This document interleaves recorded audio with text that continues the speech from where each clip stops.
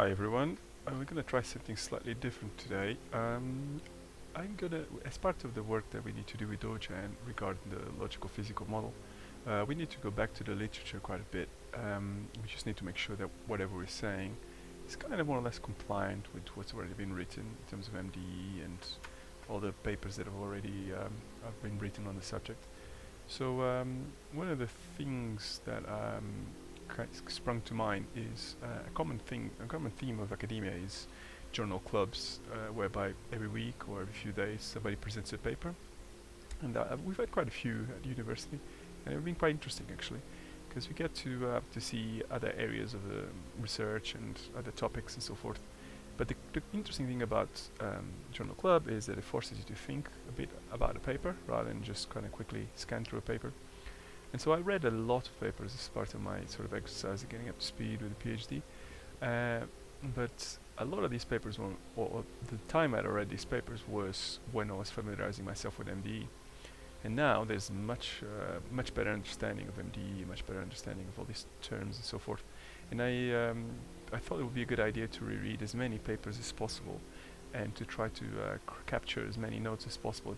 And really to do a diff between where we are and what the papers are talking about, to see whether we missed something big, whether there's any key developments in other places, better terms, that kind of thing. So it is a bit boring to read papers. It is even more boring to reread papers. You tend to miss the detail.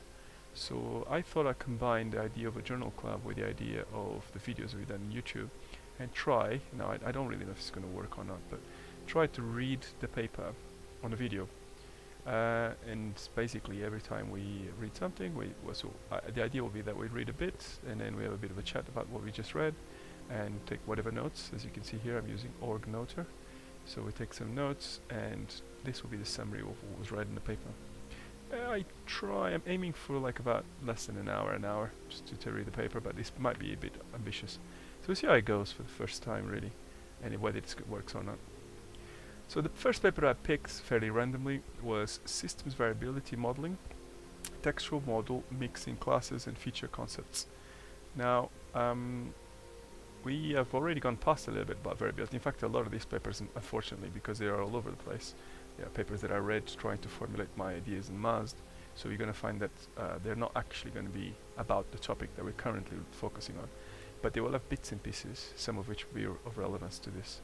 So what we need to do is to just read the papers with that hat in mind, really, and then just try to make the most of it.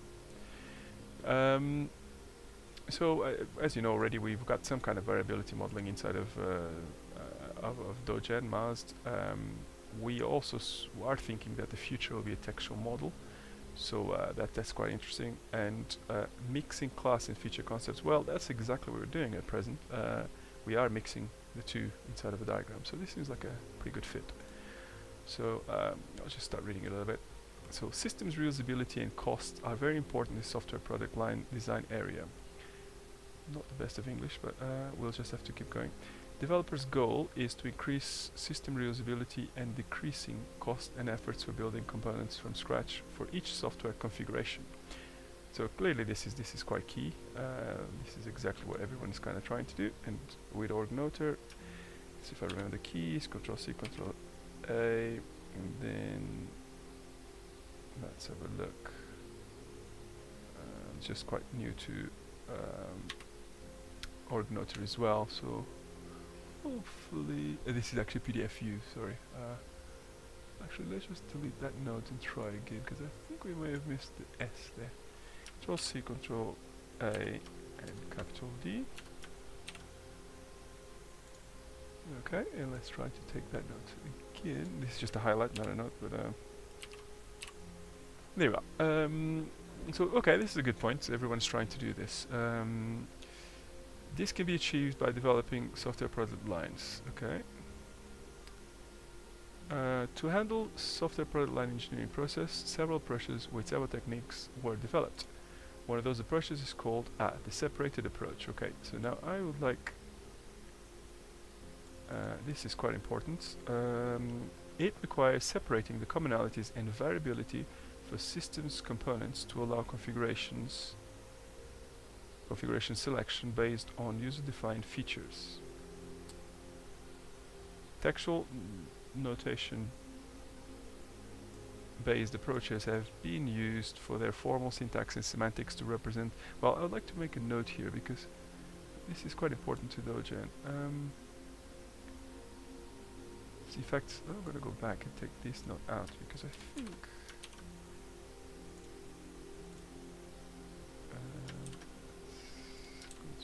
Control K, quit. I'm trying to be sure we exit the note. Let's just ask Emacs. Let's see, how do we quit a node? So this is all a bit new to all of us. So I haven't used this mode before. Seem to be inside of Helm here. There should be a quit node, or well, actually, you know what? What we can do is let's just do a Control C, Control C, because Control C, Control C is a pretty universal thing in Emacs. So Control C, Control A, Shift D. And select the node. Okay, cool, that's good. So now, as we said, the bit that we think is much more relevant. Okay, which is this guy here. Again, we seem to be missing always the beginning of the node. That's fine. So C, highlight, and we can now use meta I to create a node here. So the note that we're going to put here is the approach of having variability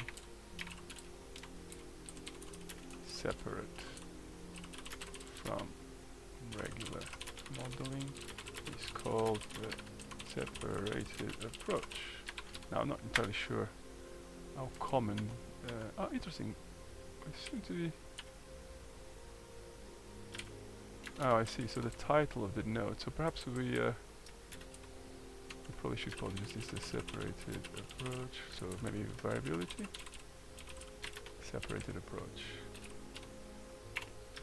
It's a very powerful tool, actually, orgnoter, but it just requires a little bit of filling to try to understand how it works. So there we are then. Textual notation based approaches have been used for their formal syntax and semantics to represent system features and implementations. Okay, that's good. But these approaches are still weak in mixing features, conceptual level, and classes, physical level. They guarantee smooth and automatic configuration generation for software releases. Okay, so again, let's just go for a note here.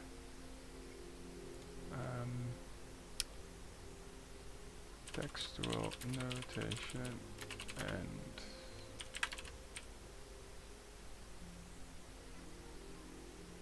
mixing, let's just say. So textual notation mixing, what do you mean by this? Author claims that textual notations do not provide, let's call this integrated management of both modeling and variability, e.g. follow the separated approach. Right. Okay, and if you keep going,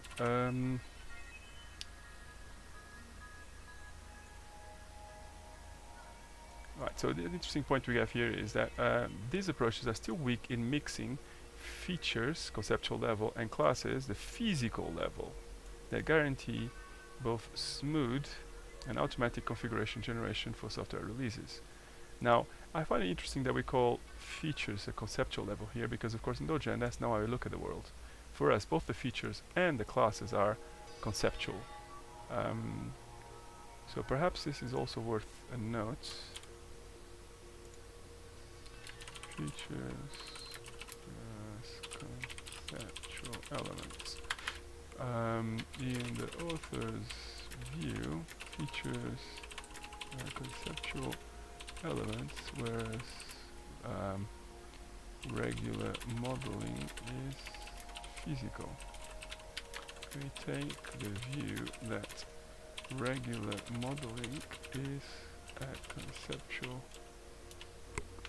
perhaps, concept, and the physical layer lies in the realm of files and directories. This is probably something that's probably worth clarifying at some point. But nevertheless, the author is quite convinced that this is not something that text notations do well. The absence of methodology supporting the mixing process is a real weakness. Okay, cool. So now, if we go back to our note here,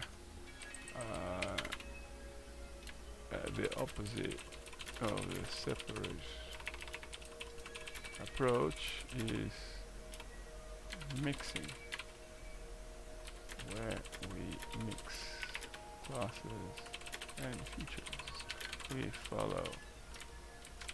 Okay, we know what we mean by that. In this paper, we've enhanced SPL's reusability by introducing some meta features classified according to their functionalities. Okay, I think it's probably worthwhile us getting a highlight here. I mean, we're gonna have to highlight and then probably fix the highlights, I think, because I think we're gonna end up highlighting everything. Let's try highlighting again. Pressing Control A and then H. In fact, one thing I'd like to do is perhaps have different colors for the highlights. See if it's possible, just very quickly. Control C, Control A. Let's see, highlight. Oh, actually, I think you can do that after you've got the highlights, if I remember rightly. So, change color, green. Okay, here we go. Let's just use yellow for the things that are just vaguely interesting, and green for things that are a bit more. Could choose even other colors if need be. So, okay, this is basically the key. The author is quite keen on promoting this meta features approach. As a first consequence, mixing class and feature concepts is supported in a simple way using class interfaces. See, I already don't like this idea. So we're trying to use class interfaces and inherit features for smooth move from feature model to the class model. Okay. As a second consequence, the mixing process is supported by textual design and implementation methodology, mixing class and feature models by combining their concepts in a single language. Okay, that I like actually. So let's give it another highlight here, I think.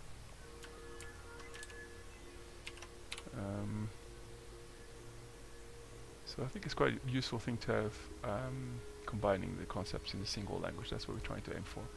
The supported configuration generation process, simple currents. Okay, so sorry, let me just read this. I forget you're actually with me.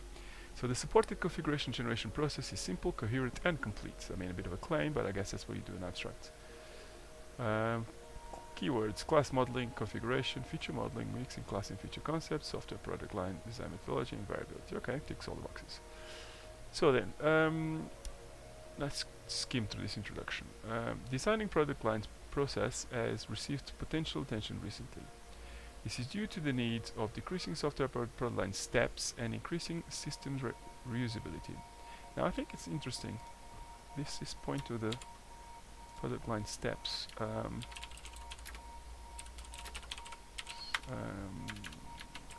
The idea that there are several steps from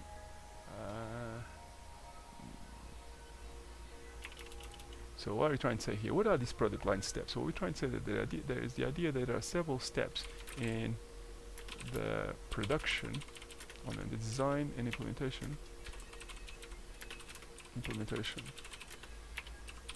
of a software product.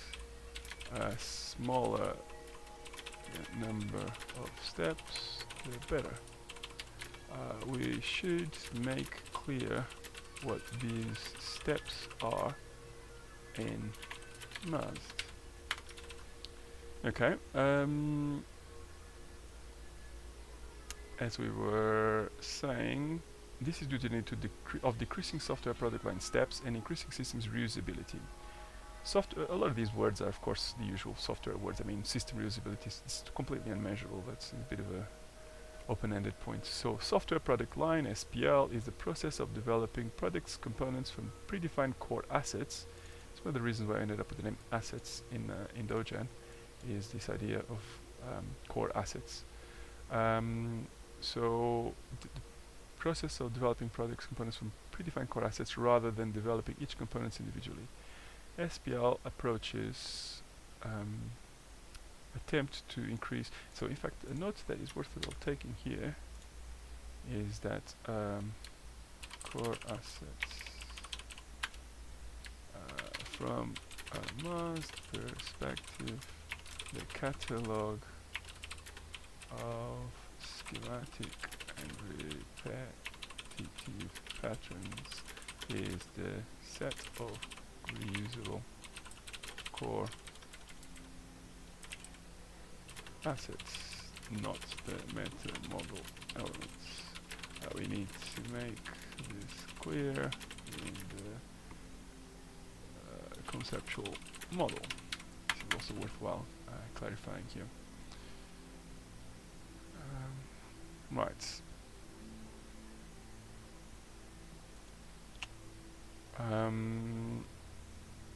Rather developing each component individually.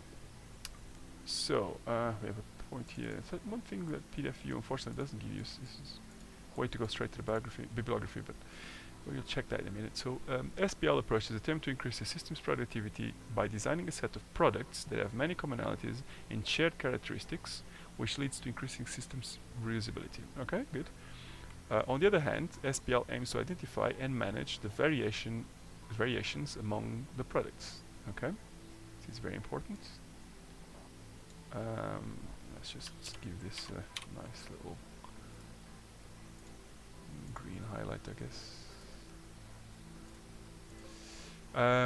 Product line commonalities and variabilities are composed together in the domain space model as feature models, and these models form the basic structure for future releases in system variant products. Okay, this is a very important statement. So product line commonalities and variabilities are composed together in the domain space model as feature models, and these models form the basic structure for future releases and system variant products. Now, one thing to really keep in mind is that Dogen has got a very different approach from most products in MDE, or most approaches in MDE. We are using MDE inside of Dogen, and we are not exposing it to the end user. So when people talk about product line commonalities, variabilities, and all these things, we really have to take this as a Dogen developer, as a developer of the Dogen itself, not the user of Dogen. Because all of this talk about variability, I mean, we don't even expose the variability model for end users. It's only for Dogen. So this is something that talks to us directly. And so what we're saying here is we're saying that product line commonalities and variabilities are composed together in the domain space model. In other words, our domain is code generation.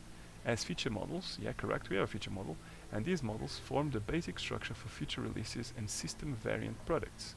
Now, what is a system variant product? Now, you have to think of Dogen as a code generator that is configurable. So, our variability model is exposed to users via configuration options that it can tweak to enable or disable bits of the code that gets generated. And that's how we expose the variability model. So what I just said there is not entirely correct. So we expose the variability model, but we expose only our variability model. You can't extend it. It's a core feature of Dogen. So whereas other places, in other approaches, you define your own variability model at the domain level, here is different. We are inside of the code generation space. We give you a menu, and you can choose, selection. You can select options from that menu, but you can't change the notion of menu. You can't change the menu itself. So this is quite an important statement. So product line commonality variables are composed together in the domain space model as feature models, and these models form the basic structure for future releases in system variant products. Now I'm going to add a note here. Say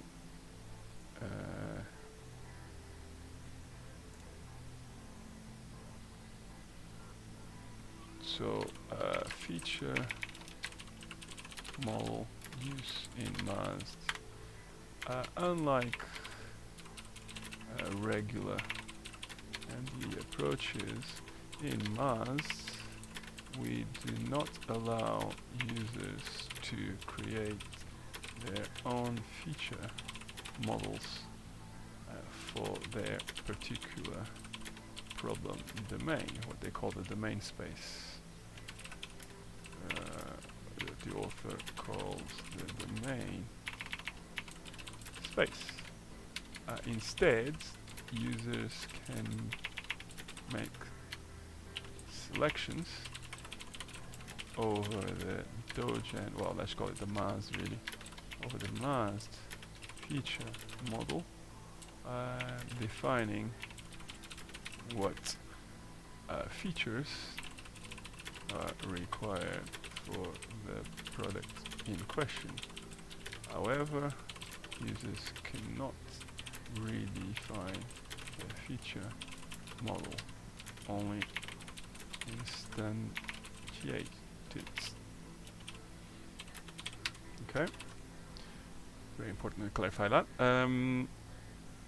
A linked model named solution space is connected to the domain space to represent the real assets for variability elements associated with some rules to ensure valid selection and consistent system release generation. Okay, presumably in our case we still have a variability model. The variability model from a user perspective, and this is really where we need to be very careful here. So if I just take as an example, let's just quickly go over to Dia. So let's imagine that you are a user trying to make use of Dogen. In fact, we're probably just better off using a reference model so it looks like a real user. So say you are inside of one of these reference models, and for good measure, let's just open profiles.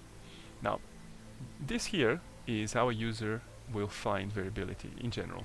Not just here, of course. We just take something like CPP model, for example. Here and here, right? So as a user, you're going to find variability from this perspective. You're going to be able to enable and disable things. And how do you enable and disable things? Well, you create profiles, and these profiles contain selections, configuration selections. For example, you can determine what licenses to use, what editor you want, what copyright notice, and so forth, right? And I see this is the new palette we're using for MAS. It's not brilliant really, because you can see these colors are not distinctive enough. So as you create these configuration selections in your profiles, this is now creating, well, it will now be used to generate a specific product. So in this case, our instance reference implementation test here makes use of that profile. And then that then determines what gets generated, right? So from our perspective, we have two hats on. We have the hat of Dogen, which is a regular MDE sort of program, and we have the hat of a Dogen user. And that's different. So this is something else we should really clarify. We should make sure we explain that there are two different views if I could type on variability depending on whether we are Dogen developers or Dogen users. Okay, that's fine. Linked model name solution space is connected to the domain space to represent real assets for the variability elements associated with some rules to ensure valid selection and consistent system feature release generation. Now we don't really have these sort of powerful engines to check for consistency for now. Several techniques are used to model domain space and solution space. Feature modeling is the most famous technique for this purpose. For modeling solution space, class models are used with some other options like domain-specific languages, compilers, generative programs, and configuration files. Okay, so the key thing here is we're trying to say that the domain space and the solution space are completely separate, which is the same with us. The domain space is modeled using feature modeling. Now this is a bit of a contentious sort of statement really. I mean, I don't know of anyone that models the domain space using feature modeling, but this is what they're saying here. And then for modeling the solution space, we use class models. Okay, this is quite common, of course. and then we talk about you know, the usual DSL and so forth. Okay, so I think we're good in this page. Let's move to the next. Over the past few years, several research contributions were reported to handle SPL variability process. They can be classified according to SPL development methodology, requirements, analysis, design, and implementation, or the techniques they used to represent variability, text, graph, or mixed. Now, I don't really like the fact that the output format or the notation is actually considered to be quite important. For me, notation is just notation, right? I mean, I prefer text, but I don't think that the notation should be too important, really. But let's just see what the author has to say. Approaches that use object-oriented paradigm to model variability describes a system of architecture by package diagrams that used class diagrams. Okay, let's just read this carefully because the English is not the best. Approaches that used object-oriented paradigm to model variability describes system architecture by package diagrams that used class diagrams. Okay, fine. Several approaches mix feature models with class models to represent software product line engineering processes. Okay, so let's just keep an eye on these guys here. Yellow. Okay, I think we pressed the wrong key here.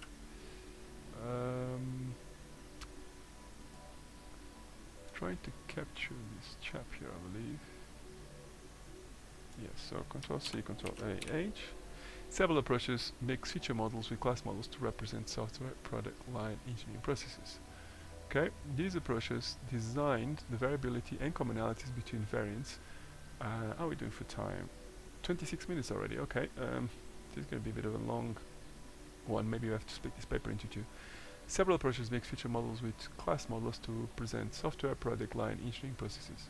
These approaches designed the variability and commonalities between variants of a product based on features with feature model and implement these variations in the class model. Okay, very important here. These approaches design the variability and commonalities between variants of a product based on features with feature model and implement these variations in the class model. Okay, fine. So what we're trying to say here is we have two models. If we could change the color to green. Doesn't look like it. I wonder if you need to select the area. No, then we can't. Interesting. So why can I not just... here we are. So the mixing was done using several techniques like constraint additions, relaxation definition, and reference links. Okay, good point. So, right, so the fact that we are mixing,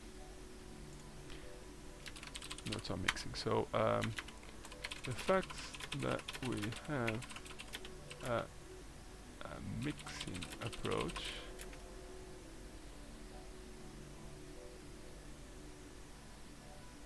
so what exactly are we saying here? Several approaches mix feature models with class models to present software product line engineering process. These approaches design the variability and commonalities between variants of a product based on features with feature model and implement these variations in the class model.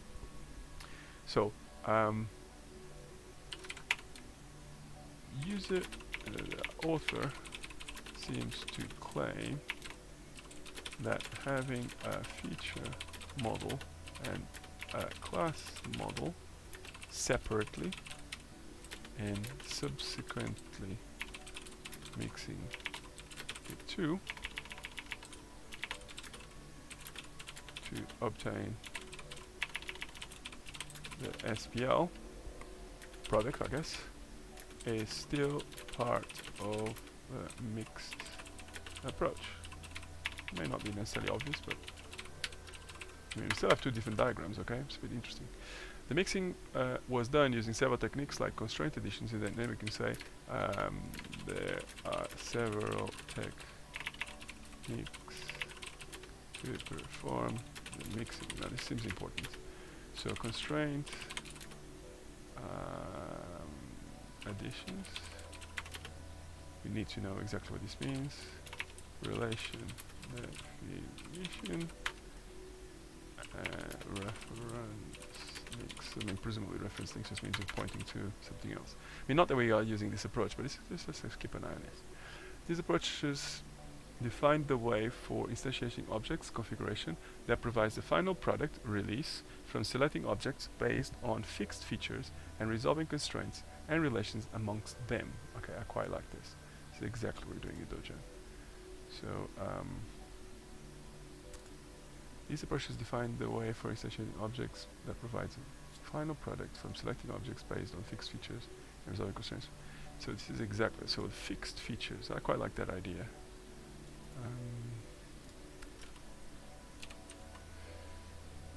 Another highlight here. If I could remember the right keys would help.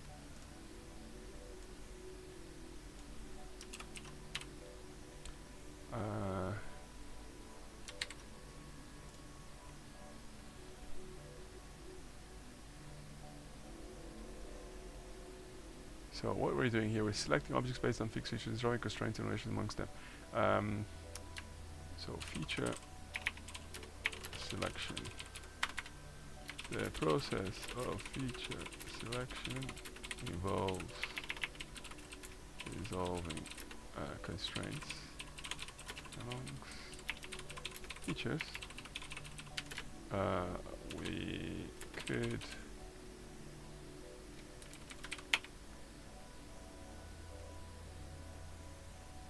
constraint additions and reference links.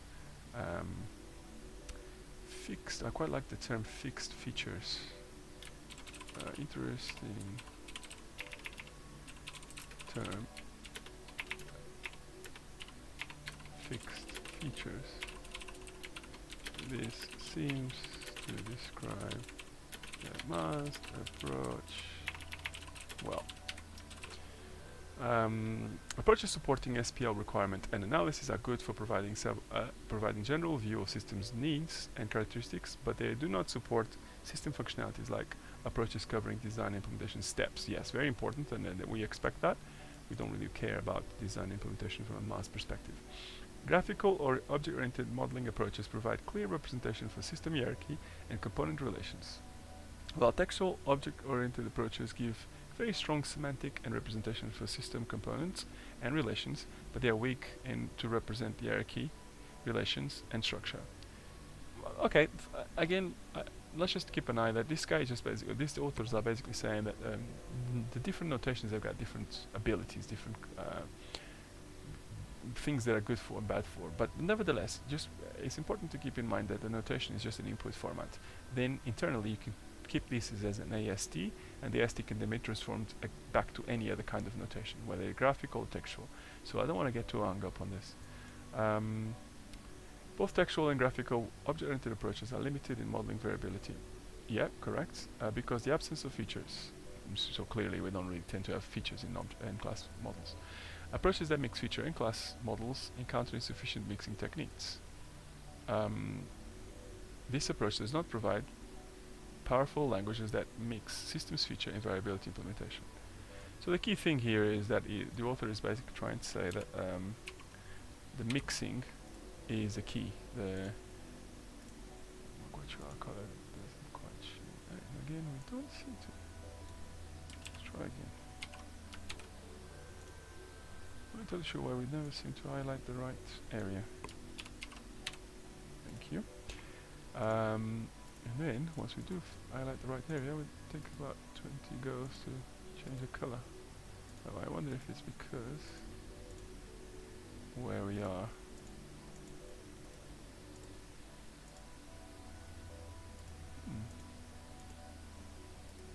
Most peculiar. See what happens if I change page.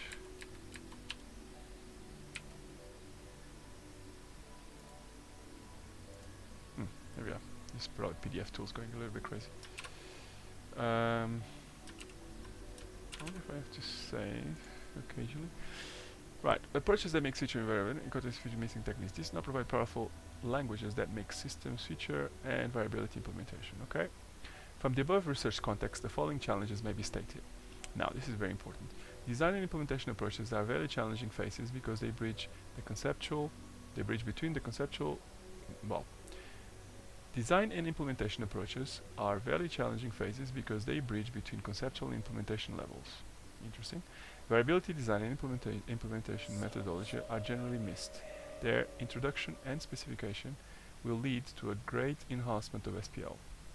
Third, mixing class and feature models through new languages which are so far to be mature, evaluated and accepted.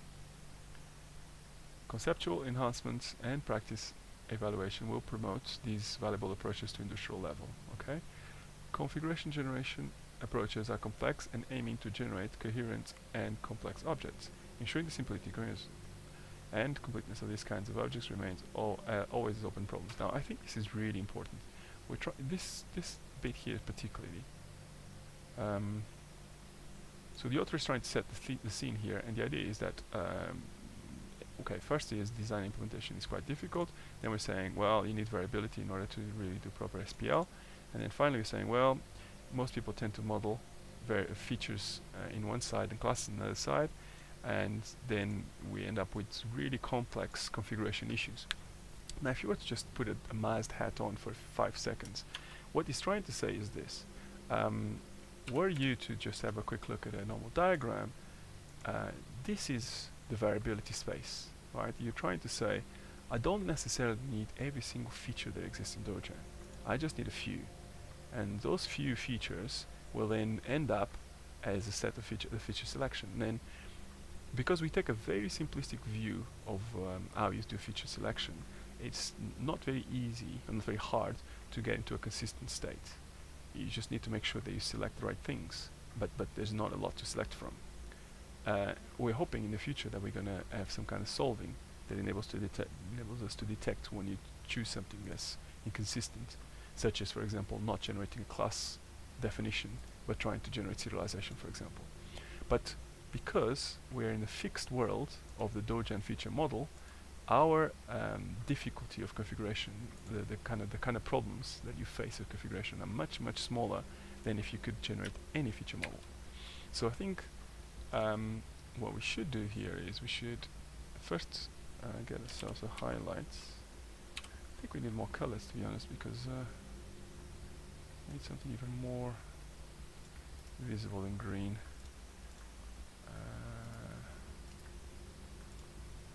How did we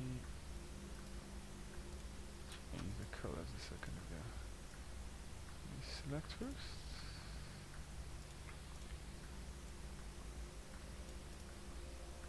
No. Not entirely sure how we did it. Seems to just work. Ah, here we are. So it seems like, oh yes, okay. Few mouse clicks, it's tricky mode really. But let's choose another color. Let's think, if I was to look at my highlighter, something pinkish would do. Magenta might be a bit too strong. I'll go for this pink here. So now let's just go for a meta eye here and say complexity in configuration step in products, so in proper SPL products that make use of feature models, the mixing of feature models and class diagrams creates a lot of complexity. In particular, the feature selection or the selection of features and its impacts on class models is very important.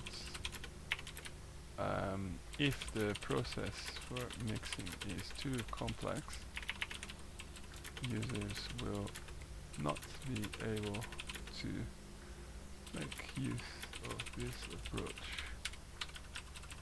Mass takes a very simplistic view, defining a very simple feature model in order to tackle this problem.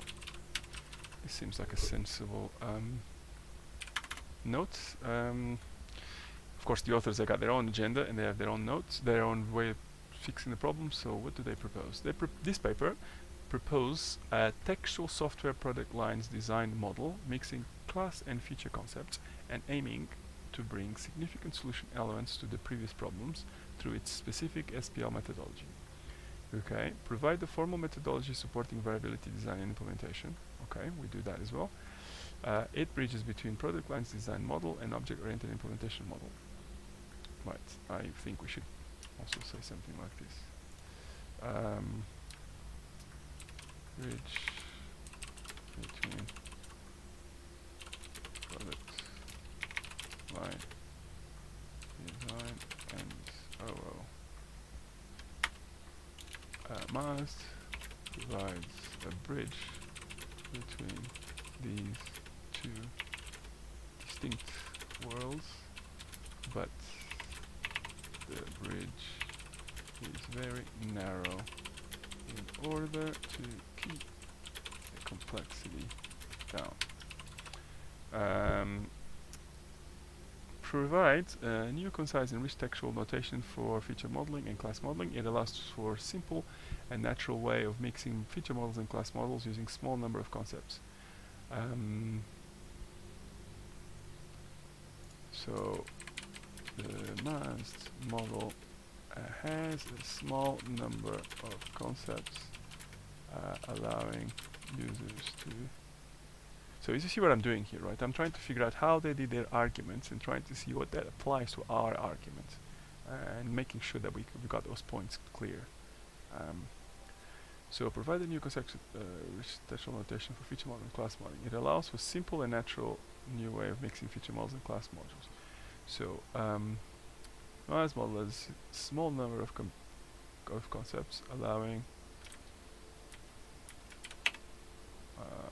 So we're trying to say something similar, but not obviously we don't want to say the same thing. So a simple and natural way. What we probably want to do here is we don't want to do a quote. Actually, so if we just do a copy region. Oh, actually, you can just use Control W. I didn't know that. Let's just do a leading quote here because I think this is also an important point. One thing I noticed with order mode is if you don't have an end quote, and I don't have snippets at the moment, so it doesn't seem to autofill correctly. Provide a new, concise, rich textual notation for feature modeling and class modeling. It allows for a simple and natural way of mixing feature models and class models using small number of concepts. And 3, allow for simple, coherent, and complete configuration generation as simple class instantiation. Okay. So really what we're trying to say is that we are looking for these two elements in our approach. We want a concise and rich notation. So requirements for a solution. So we want to provide a concise and rich notation for the integration of Control W. So provide a concise and rich notation for class modeling. So Control W. So what we would like to do is we want to kind of capture the essence of what he's trying to say. The mixing solution should be both concise, e.g. well, concise and rich, right? That sounds sensible.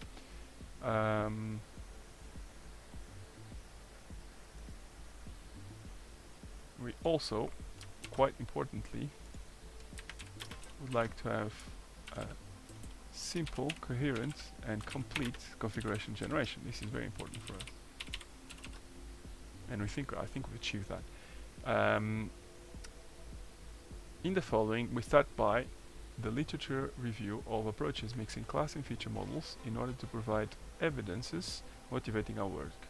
The second section introduces our approach, a textual software product lines design model mixing class and feature concepts through a new developed methodology supporting variability design and implementation. This approach will be evaluated and compared with others' works in the third section, in addition to conclusion and expected future works. Okay, this is all fine and dandy. I wonder if we should break down our notes by section. Might make it easier to read. Not sure if OrgNota supports that. We'll probably look at that later. So similar works on mixing classes and feature models. Okay, let's have a look at what's already been done. So large systems that are composed by a huge number of different components cover multiple ideas and variant areas of interests. Thus, each of its components may have more than one possible value to cover. These values come from domain analysis, stockholders' needs, system evolution, and so many other cases. This is why you need variability, of course. The ability of a system to be generalized, specialized, or customized to perform special needs is called system variability and is specified during using feature modeling. It's not entirely true, there are other ways of doing it, but it's fine. This section starts with listing feature modeling fundamentals and then presents a review of previous similar works that mix models, class models, and feature models in systems variability modeling. Okay. Over the years, variability modeling, feature modeling using feature diagrams was the most popular technique to represent variability in clear and meaningful way. And I guess this is probably an acceptable statement, acceptable claim. I should really remember these keys by the end of this. Probably will. Researchers in feature modeling can be classified in three main groups based on the technique they used. Some approaches use pure graphical representation. Again, there's a very big focus here on the graphical notation. Some approaches use pure graphical representation for their feature model syntax and semantics, like eCore and OOFM, and the work reported by Laguna and Marx, Razier et al. And Teixeira et al. Other approaches choose to use textual representation for their feature model, syntax and semantics, like TVL and feature IDE, and the work reported by Arnaud et al. In order to benefit from graphical and textual techniques, some approaches mix them for representing their feature model. These approaches like Claffer and RB features. Okay. Graphical feature modeling consists of tree hierarchy that shows the variable features. Well, graphical feature modeling consists of tree hierarchy that shows the variable feature as the head node and the variant features as children nodes. Okay, cool, fine. We know what he's talking about. It's just describing a diagram. Designers do not prefer to use graphical representation for more than one reason. Well, okay, again, there's a bit of a claim, but at least seems to be justified. Firstly, designing feature models using graphical representation is considered a very boring process and does not reflect the real semantic of system components. Bit of a strong claim. Secondly, graphical representation is very weak in representing systems reasoning process. Okay. Finally, graphical notation is still a research prototype and can't reach text notations for representing feature models. Very strong statement as well. Its main concepts are: 1. Meta features model. Previous researchers did not mention the meta models clearly. They mention it as features that may contain more than one sub-features. Features meta model. This model is predefined and domain independent. It defines different domain features with their relations.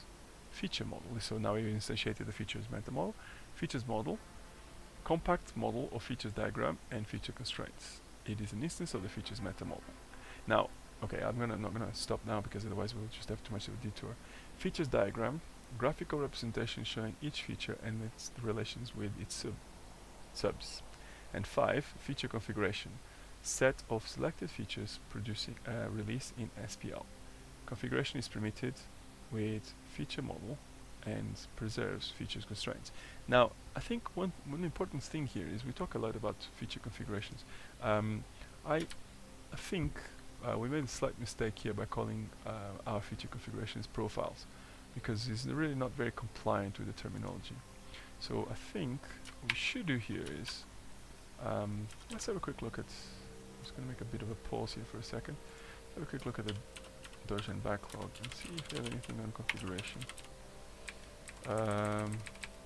So meta element configuration, consider adding a global configuration, merging of profiles in configuration is not intuitive, configuration, add a configuration class, add support for configuration environment variables, client command configuration.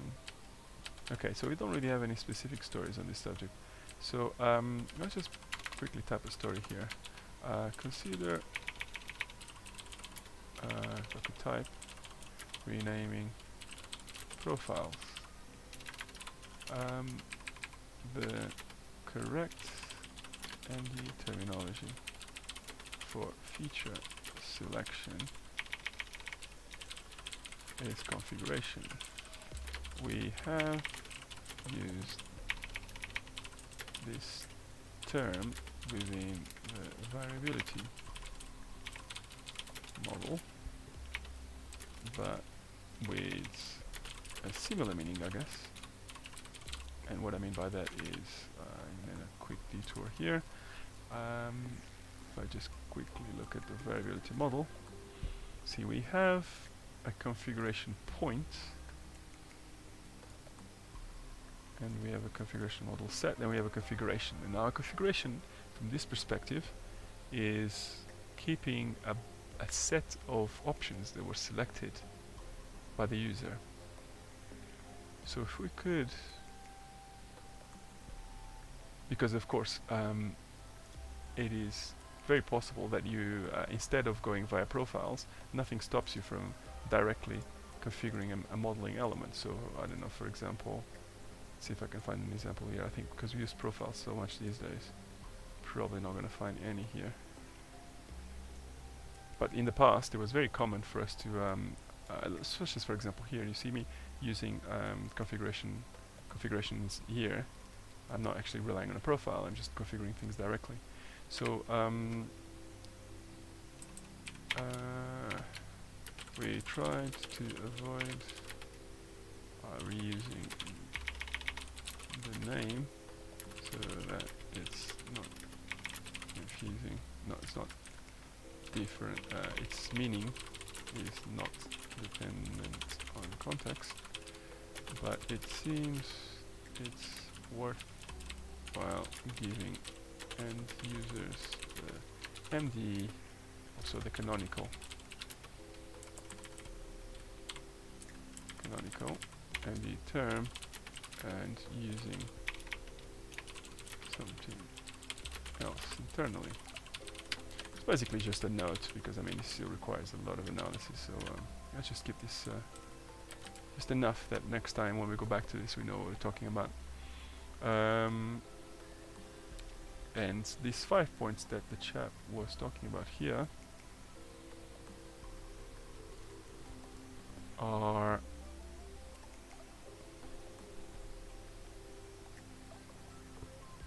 sensible. We've got a similar process. We do also have a meta features model. We just didn't call it that name. We also have instances. I wonder if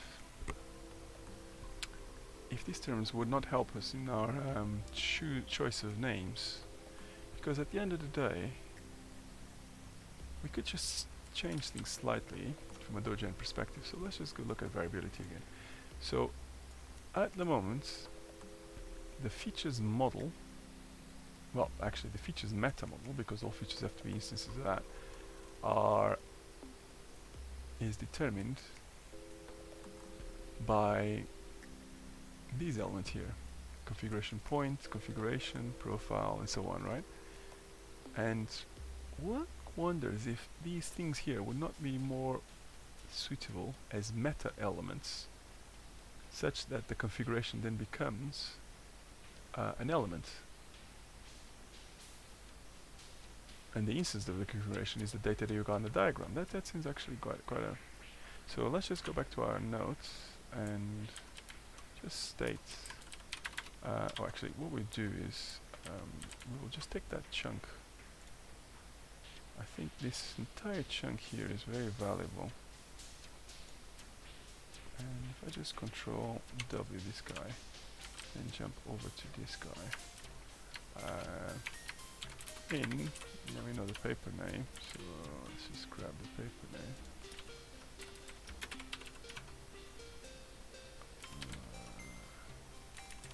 So if you just say in this guy here, the authors describe the following concepts. I think this will be very useful when we look at this again, because what we probably need is to try to understand whether, in fact, let's just use org mod here. We just need to understand whether we are thinking at the right level, because it could just be that we are the meta-ness of the model is not very well defined. So we'll just leave this verbatim, and then when we go back, we have all the information in the right place.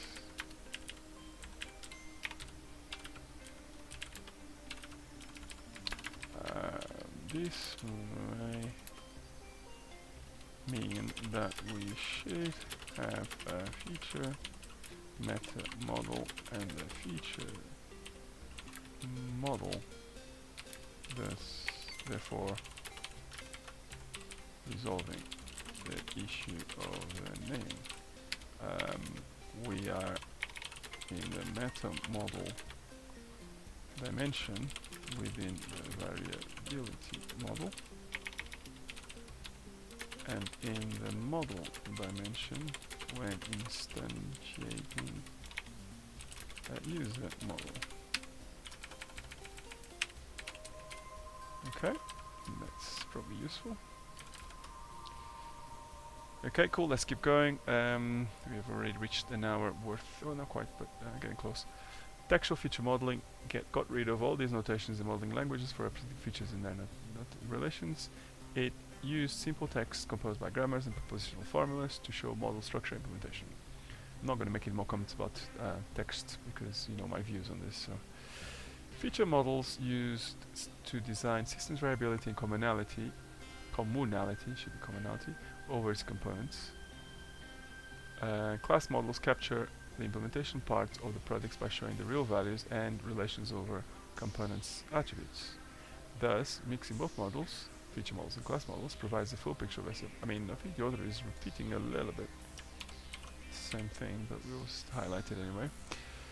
This section presents a review of the works mixing feature models with class models in two phases. Okay, how do they mix feature models and class models? And two, how they instantiate objects configuration to create final products. Okay, I think this is very important because we need to know how does our approach. Actually, let's go for pink here. As usual, we don't seem to be able to do it first time. Claffer model presents a good approach for mixing class model with feature model based on constraints and inheritance concepts. Okay. The feature model was presented as a collection of type definitions and features. The mixing between feature model and class model via constraints is added to the class model as attributes and attributes values. The final model is restricted to one configuration based on the mixed feature object, on the mixed feature. Object instantiation in Claffer is done by adding constraints to the feature model, resulting as constraint feature model. These constraints restrict the feature model to single or dual configurations presenting one or more final product. I don't fully understand this description, but I think we are doing something similar. Might have to read more on Claffer. I think we have more papers, so might have to wait for the next paper. Claffer model presents a good approach for mixing class model with feature model based on constraints and inheritance concepts. The feature model was presented as a collection of type definitions and features. The mixing between feature model and class model via constraints is added to class model as attributes and attributes values. The final model is restricted to one configuration based on the mixed feature. Object instantiation. So, probably want to do here is you probably want to say something like Claffer mixing. The approach used by Claffer for their feature for their mixing is interesting. It is based on constraints and inheritance.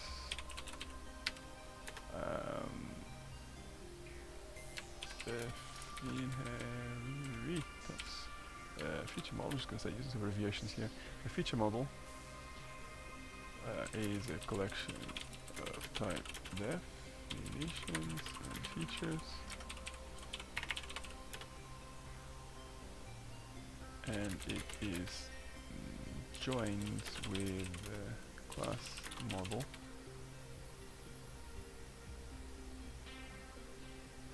so via constraints is added to class model as attributes. So attributes and attributes values. So as attributes and attribute values, they need to read up on Claffer. I mean, we have read a lot of these papers. Like I said, this is the second reading, we have read this paper is definitely in our collection, in our library. So we'll locate it for another of these sessions. Object instantiation on Claffer is done by adding constraints to the feature model, resulting in constrained feature model. These constraints restrict the feature model to single or dual configuration presenting one or more final products. Gunther and Sunkel reported feature-oriented programming language called RB features on top of dynamic programming language Ruby. The class model was reported as a first class entity and named product line. Mixing feature model with class model was done via add feature method. After creating feature model in RB features, the product line that is created via configure method and collects number of conceptual features.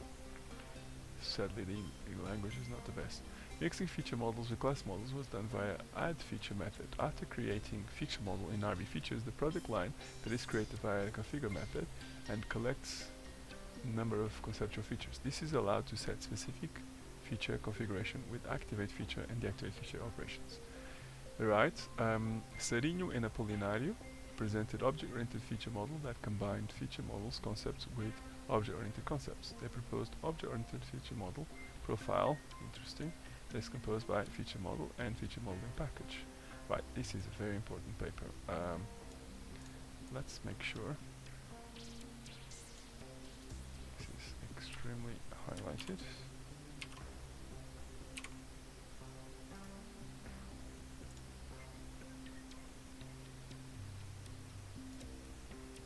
Go to pink and let's look for 10. Okay, so this is not what we want. What we want to do is let's just skip through and look for 10. Now we want to copy this so we can do a quick hunt for this paper later on. So let's resume where we were.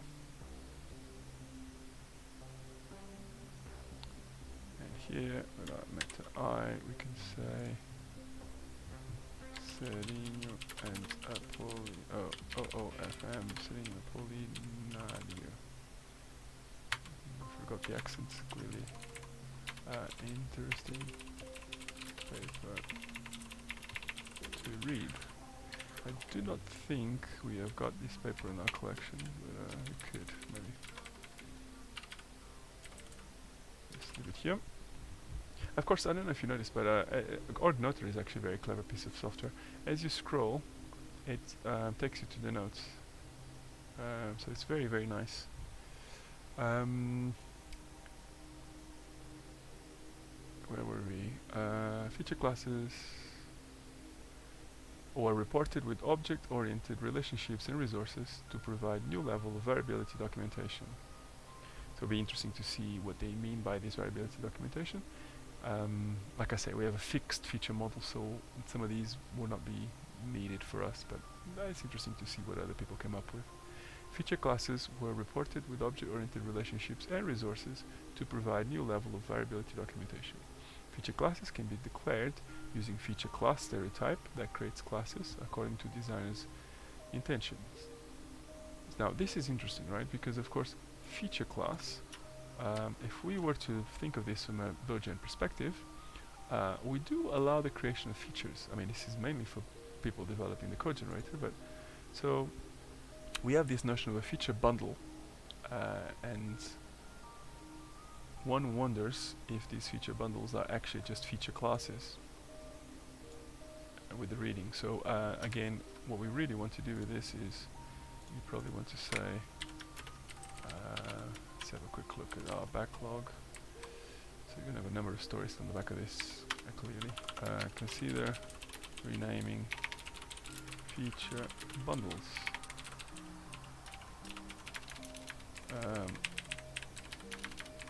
It seems that the approach used by OOFM could be used to mine or to improve the terminology in the variability model. Really need to figure out. No, we need to read the paper. We need to read this paper.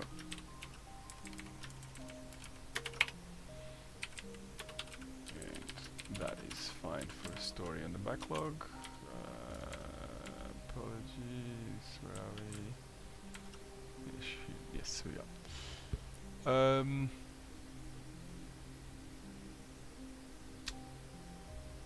Feature classes were reported with object-oriented relationships and resources to provide new level of variability documentation. Feature classes can be declared using feature class stereotype that creates classes according to the designer's intentions.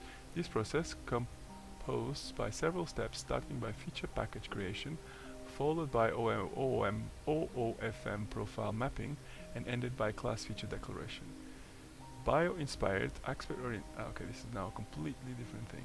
Bio-inspired aspect-oriented paradigm was presented by Ghoul to reflect biological principles of artificial systems. The author presented aspect models as genomes, composed components, and class models that implement them. This is a bit too far from our views.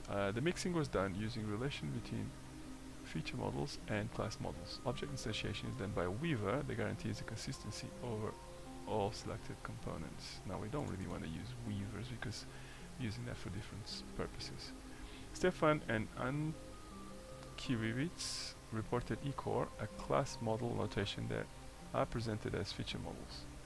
Class model consists of a class composed by hierarchy.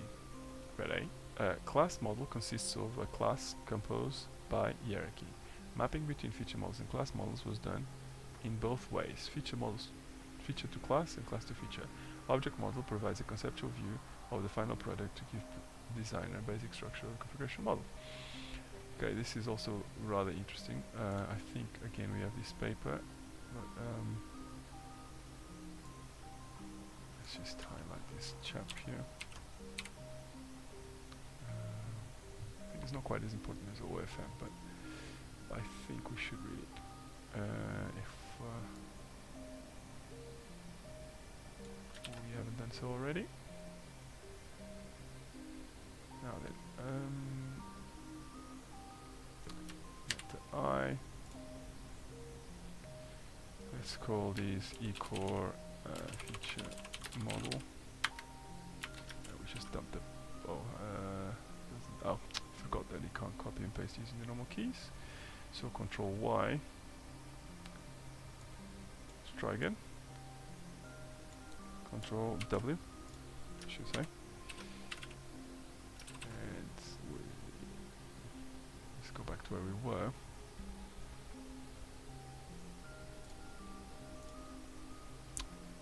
Interestingly enough,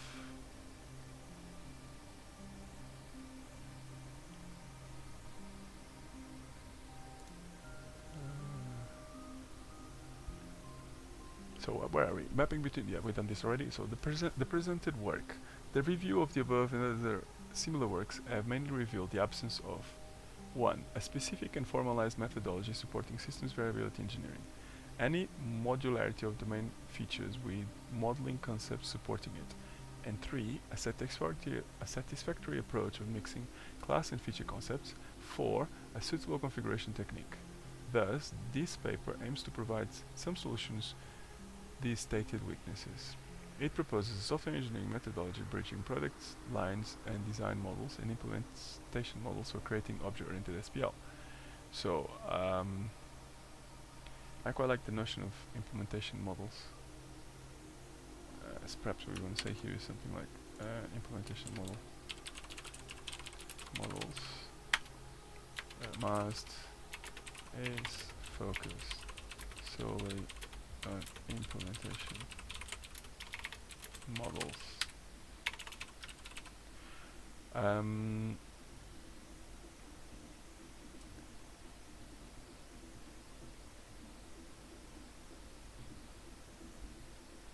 Right, it introduces and specifies some modularity concepts. Meta feature model as a design pattern that specifies feature structure, features meta model. So interestingly enough, we have a meta feature model, a feature meta model, a feature model, a product meta model, and a product model. Okay, fine. It provides a concise and rich textual notation for feature modeling and class modeling. This feature model may be linked with class models in a way that reflects both most model concepts. Finally, a simple and coherent and complete configuration generation method as simple class association is proposed. Okay, a textual model mixing class and features. I need a bit of water, I'm afraid. This section presents our approach for modeling SPL systems. A textual design methodology is introduced with our supported feature modularity concepts and mixing technique. Graph notation is used only for clarity purposes and not as basic syntax notation, which is textual. Fine. A textual design methodology. Now, this is going to go a bit quicker now because we just need to capture the essence of the paper. We don't really need to understand the ins and outs. So, in the following, we introduce the textual SPL design methodology, TDM, its feature concepts, its object-oriented concepts, its I quite like the notion of the feature concepts and object-oriented concepts. So let's just say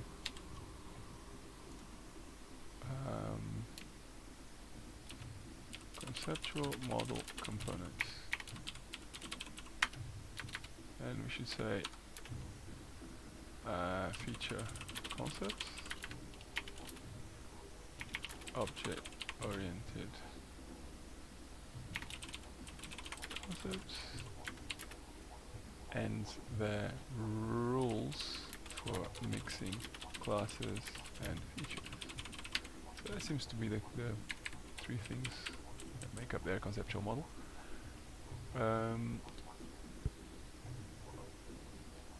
Its illustration by an example, and finally conclusion on this specification. The TDM with graph notation showing its order steps for designing variable software is shown in figure 1. What we got here then? Meta feature model, features meta model. Then we define feature types. We define features goal, define features control.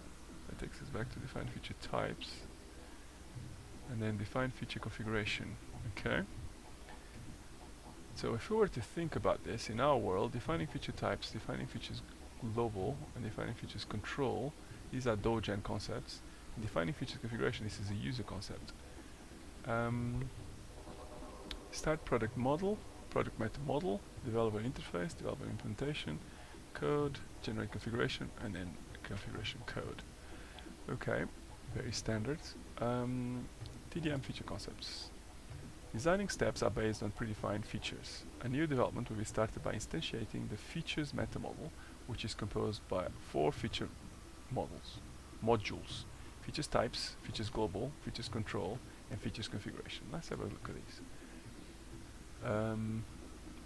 First, I think I will highlight this. I mean, I think we are highlighting a bit too much here, but to be honest, I normally tend to highlight a lot. Meta features model. It is a predefined design pattern that models all features in TDM. It is a template for features in the features meta model. Its structure is shown in. It's interesting that I don't decide to call it the meta model really. Its structure is shown on figure 2. Each feature is composed by a name, an association component to determine its association with other features, a constraint component that specifies constraints which may affect its relations with others, and finally, a product features that forms its possible values. So, constraint, name, string, selected boolean, add constraint, remove constraint, okay. A meta feature, a name, association, a constraint as we've seen, and a product feature of type feature, and then association, and then we have the variability feature. So exactly how we're trying to do here. The meta feature, so if you were to think about this slightly more abstractly, the idea here is we're trying to explain what a feature should look like. Now, features may have constraints. Interesting that we didn't really speak about what a constraint is, and this defines the feature itself, or the types of features you can create, the constraints that are associated with that feature, and then the constraints that are associated with specific product. Okay, I don't think we need this much complexity, but let's keep going. The features meta model. It is the input features design pattern to the methodology. It is predefined and based on meta features model design pattern. It is domain independent, and any feature model, which is domain dependent, is instantiated from it. Okay, so as you can imagine, we are actually more in the world of the feature model. So the features meta model as a name, string, an association class, constraint class, product feature, and then here we start defining the features. So different features that we can do. And interestingly enough, these features are fixed. So we have feature types, global, control, and configuration. Below, each feature model is presented separately using graphical and textual notations. Feature type, feature types. This feature model captures all features. Sorry, let's keep an eye on the time. I guess we should just stop at around 1.5 hours and then just do a second part for this. So below each feature model is presented separately using graphical and textual notations. Feature types. This feature model captures all features in the system with their possible values. It's composed by feature types and relation types. The former represents all systems features characteristics, and the latter represents all systems features possible relations. Okay, I think we probably should just highlight this.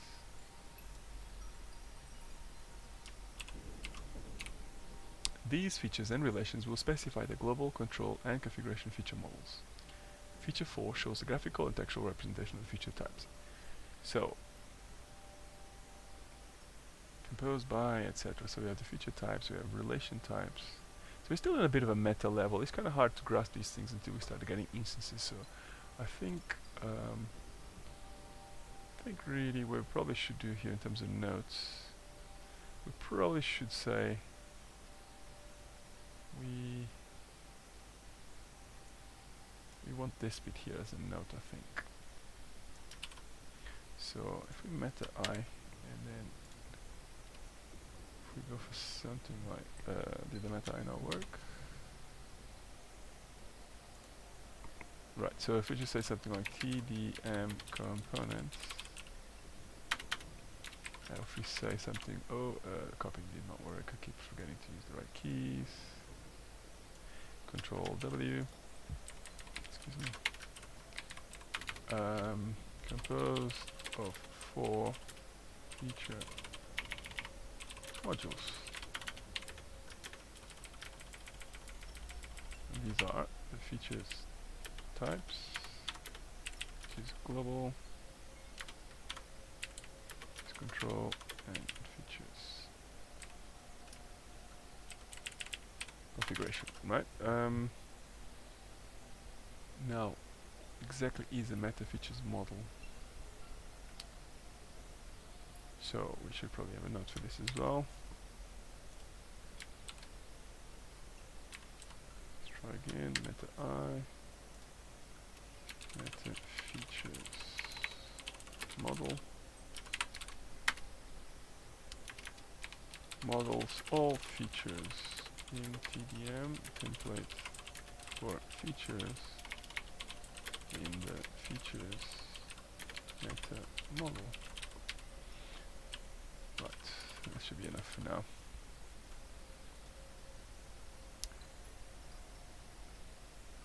Features meta model, on the other hand,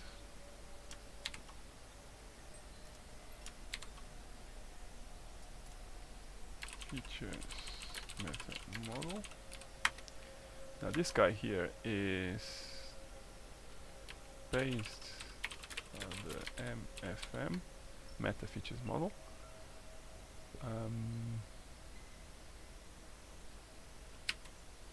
So really this guy here seems like a meta model, right? So we're based on the MFM.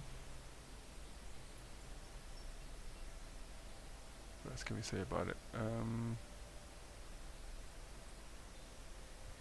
So each feature model. So we are in a features meta model. See, this is a bit of a strange paper because now we jumped from the features meta model to the features model, and we have a section next which deals with feature meta model. So it's a bit strange that we're talking about that right now. But each feature model is presented separately using graphical and textual notations. Now we know for sure that we have those feature models. Feature types. Now let's try to understand what is a feature types model. Feature types captures all features in the system with their possible values, composed by feature types and feature relation. So again, I'm not entirely sure I fully understand what this does, but I think if we keep this here, I think we probably just go away. Put the note just here. That should be probably enough. And we probably also want the relation types. Of course, you know that I mean, we have hundreds of papers, and you know, we can't get everything out of every paper. Sorry, we already had them.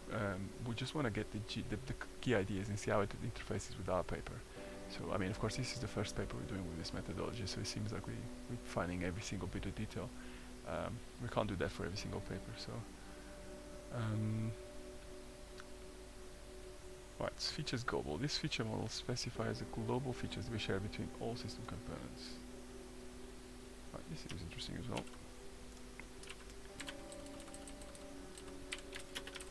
Not sure I quite like the names that it chose, but it is difficult to choose names. So right, so we got this notion, and now let's keep going. Features control. So this guy here specifies the control over systems, components, and relations.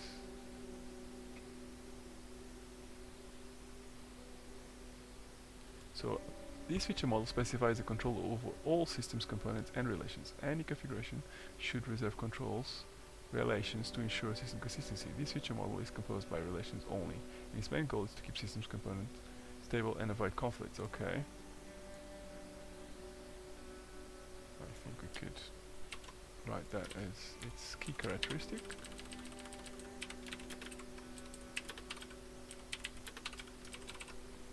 In fact, we should probably be quoting these things so we remember that these are not our words, in case we then use these notes to write any material.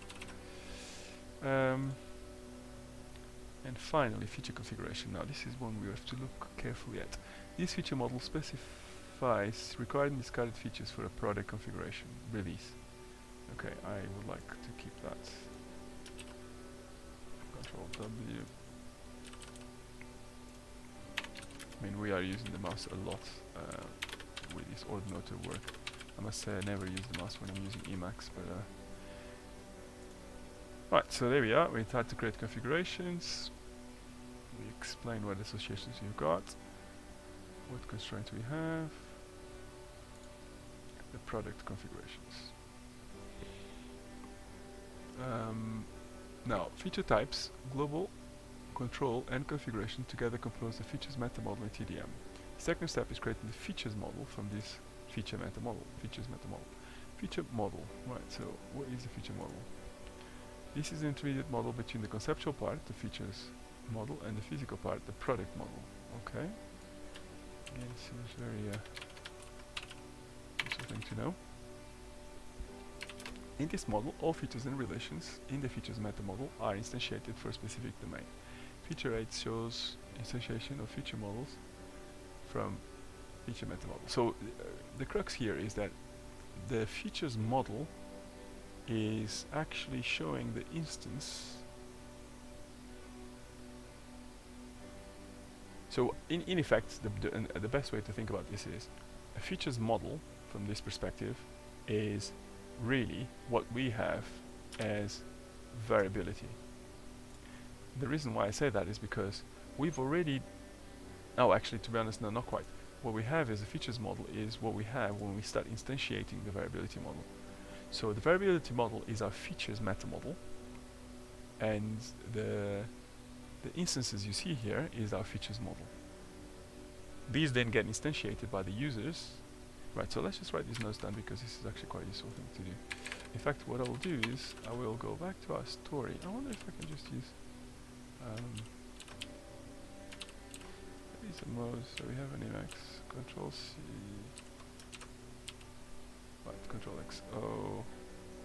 I can't see what number that window is. So if I do Control X O here, my number is 6. So let's keep in mind that. So one way to understand features in Dogen is as follows. The variability model is a features meta model because it defines the shape of features that can be created within Dogen.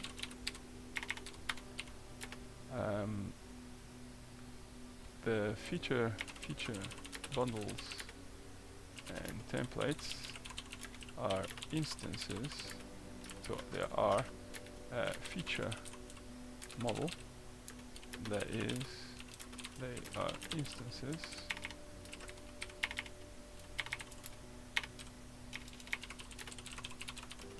of the feature meta model.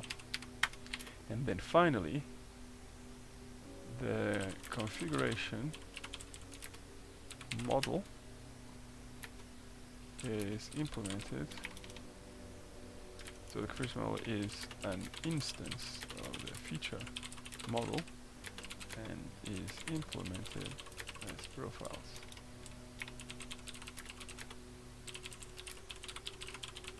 So we really need to clarify this. I mean, we are converging towards the right MDE terminology, but we still haven't quite got there yet.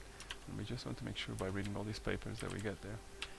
So what did we do? Control X O 9. It was 9. I was sure it was 9. Let's try again. Control X O. It was 9. Seems like we can't use this to jump across frames. Right. So here we are in our features model. And here we're going to start defining features model, or features, right? And then of course the other point we wanted to make that we didn't make was from SPL perspective, the configuration model is the product model, product variability model, I guess. Product features model, something like this. Okay, that's what we got out of that.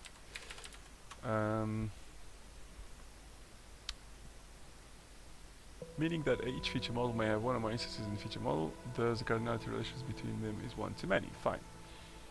TDM, object-oriented concepts. Now, of course, we're just gonna, this is gonna be quite predictable. In this section, we report object-oriented let's just double check that we captured everything on the TDM concepts, which we did. Probably don't really need all this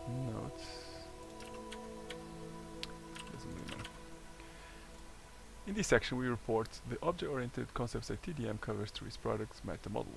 Class interface specifies services provided by a product component. It includes its provided methods, its attributes, and its different implementations. We need to keep an eye on the time as well. Figure 9 supports shows the graphical and textual representations of the class interface. Right? Okay. Really, here is not a lot of. This is just a normal class. Let's just not waste too much time on that. TDM mixing of classes and feature concepts. This section exposes the mixed class and features concept that TDM covers through its product meta model and product model. Product meta modeling. It is the TDM object-oriented meta model mixed with features. Right, interesting. The product meta model. It is the TDM object-oriented meta model mixed with features. So now, we have to be very careful here, because what they're saying is their product meta model is the actual instance. We said the configuration model is an instance of the feature model, right? We don't want to do that. And let's just go back a little bit and say, what is their selection model? Feature configuration. Yes, so what we really want to do is to say this is not the configuration model is the instance of the feature model. No, so let's not call this. So the configuration model is associated with a product. The product model, and let's just see what they said. Product model, product meta model. So we're just literally missing one model here, right? Because the product model makes use of the the product. Yes, the product component models make use of the configuration model defined for a product. All products must follow Dojan's product meta model. And as you can see now, we type the circle. And we've got sort of an isomorphism between what they're saying and what we're saying. The product meta model is TDM's object-oriented meta model with features defined from domain and inherent features that are defined from each component based on its properties. It is composed by interface meta model, implementation meta model, as shown in figure 10. Each attribute or method can be defined in several ways depending on the features it composes. Each time a new feature is added to an interface component, a new definition should be held. Product model. This is the final model. It is composed by a class interface and their specified attributes, method, and implementations. Figure 11 shows the graphical and textual representations for this model. Okay, now let's have a look at that case study. A set is the variable class having several model versions for such. Having several model versions, this is not a good term, such as static stack, static queue, dynamic stack, and dynamic queue. In the following, we present some significant parts of this case study. The complete example is printed in 19. Feature model. Oops. The feature model set is composed by its feature types, feature globals, feature control, and feature configuration. Figure 12 shows the features types model set. Figure 13 shows the set features control model. It is responsible for controlling the relation of the model components. So let's have a look at what they're trying to do here. Feature 12. So first we feature types. What are these feature types? Scope, behavior, feature types feature, name of the feature, feature type, type FTF, product feature scope, scope, num, shared or separated, behavior. Not very clear what we're doing here. Default, imply, required. Okay, let's continue. Control relation. Okay, right, now we're starting to see a bit of what can and can't do with a set. Behavior static, behavior dynamic. And figure 14 shows the final product model for a set example. The figure specifies set interface, stack subject interface, class implementation. So okay, right, but we don't really gonna get too much into this because of course this doesn't map very nicely to our world view. We have to remember that in Dojan, the implementation is then left to the physical model. So none of these things here are required for us because the user won't have this level of control. All we can do is to assemble systematic and repetitive parts. We do need a control. We need the control to ensure that the way you assemble the parts makes sense, but it's not very flexible. So we don't really need this level of detail where it can allow users to specify things so fine-grained way. So implementation issues, evaluation, and application areas. Implementation issues. The implementation environment of this methodology requires a strongly typed, object-oriented programming language. The checking process should guarantee the correct association between the meta for features model, feature types, feature global, feature control, feature configurations, product meta model, and product model. We needed to extend C++ for supporting the concepts of TDM. We are building the extensions that were presented earlier. These extensions may be processed by any other OOPL processor. See, again, I don't particularly like this idea. Configurations can be created as object instances according to their feature models. Application areas. Software engineering process will be strengthened by adding TDM to their feature modeling techniques.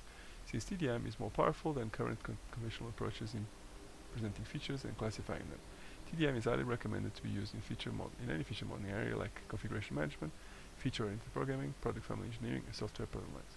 A real example of systems that may use TDM in their programming is operating system implementation, multi-agent systems, and their system that needs variability, and any system needs variability. Okay, I quite like the notion of application areas. Again, for some random reasons, provides a list of specific use cases that can benefit from masked, for example.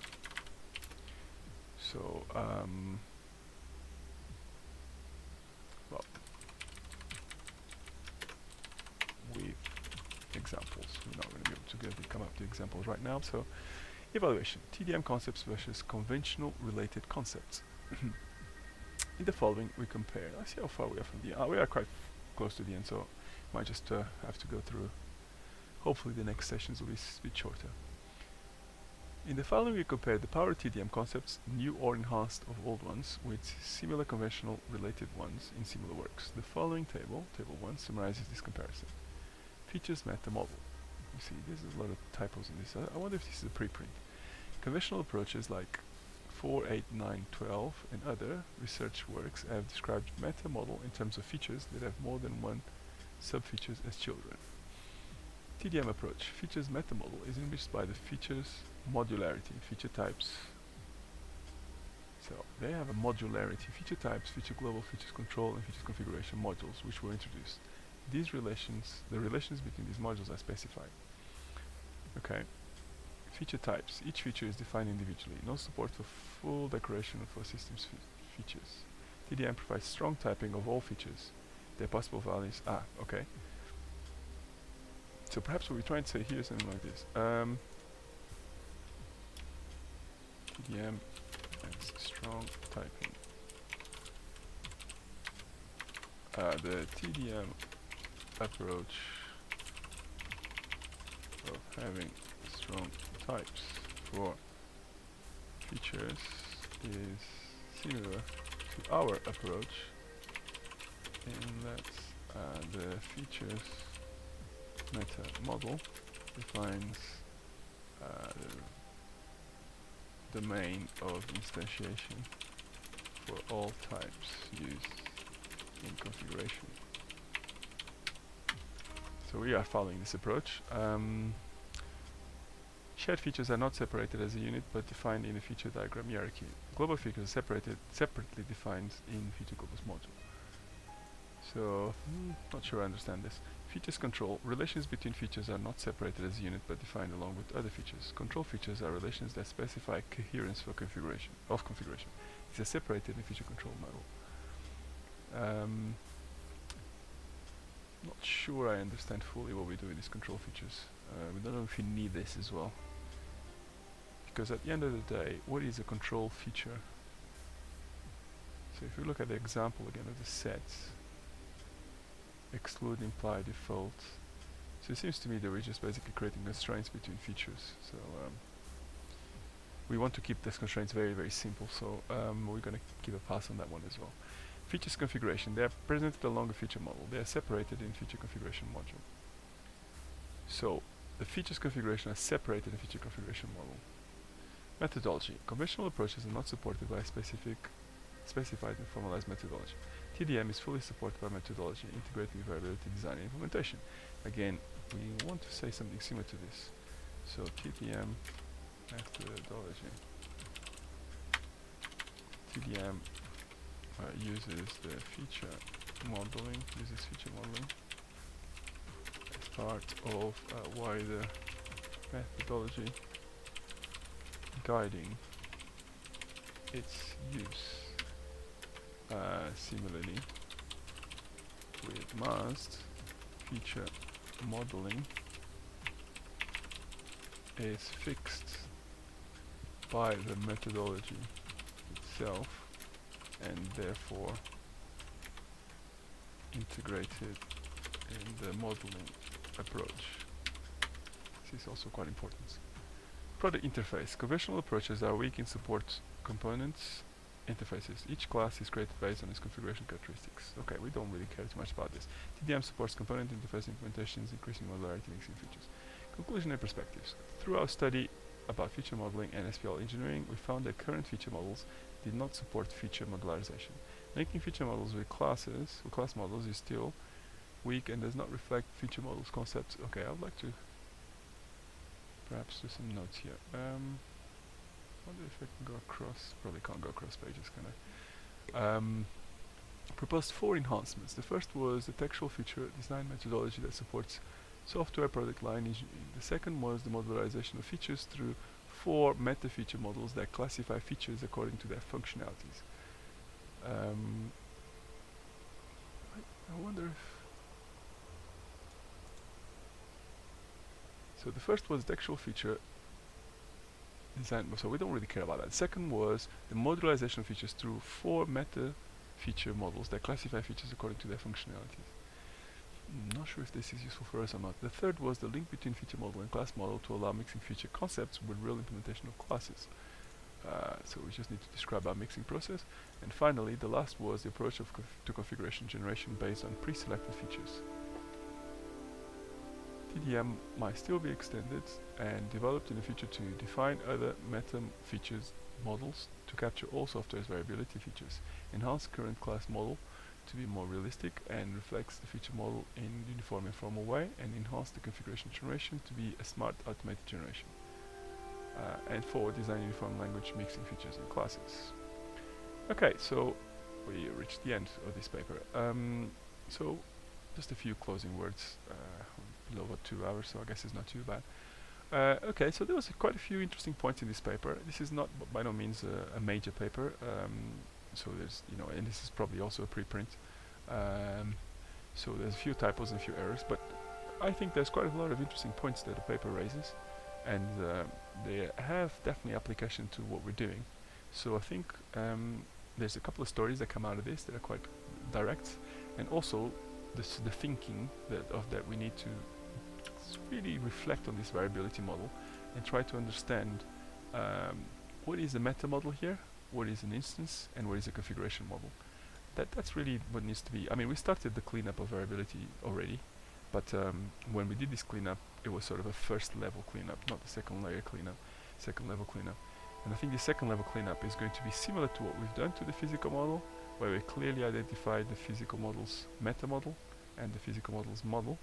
I think similarly, the main takeaway from this model is that we need the same thing to be done here.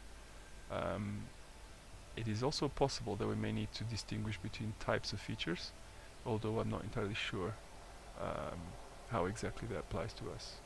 But all in all, it was actually quite an interesting paper, and provided with quite a lot of interesting things for us that's going to make us think. Right, that was our first paper that we reviewed. Thanks very much for watching.